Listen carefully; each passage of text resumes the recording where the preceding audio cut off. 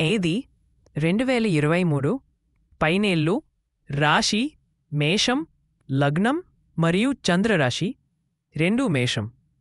ఇదే కాకుండా రాహుకేతు ప్రభావం కారణంగా మరింత జాగ్రత్త అవసరం.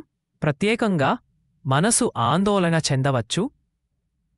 దీన్నాం బెర్లో పండిత మరియు ఆత్మవిశ్లేషణకు. కాని అధిక ఆత్మవిశ్వాసంతో ముందుకు పోవాలని సూచన. మూడో, డబ్బు ఆర్థిక స్థితి. ఆర్థిక వ్యవహారాల్లో తాత్కాలిక మార్పులు ఉండొచ్చు. ఖర్చులపై నియంత్రణ పాటించడం మంచిది. పెద్ద పెట్టుబడులు వాయిదా వేయడం శ్రేయస్కరం. నాలుగో, సంబంధాలు. కుటుంబం సభ్యులతో సంబంధాలు సానుభూతితో ఉండాలి. కొందరు వారితో భావోద్వేగాలు తలెత్తే అవకాశం ఉంటుంది. కాబట్టి జాగ్రత్తగా మాటలు చెప్పాలి. ఆరోగ్యం కొద్దిగా తక్కువగా ఉండవచ్చు. విరామం తీసుకొని మితమైన ఆహారం తీసుకోవడం మంచిది.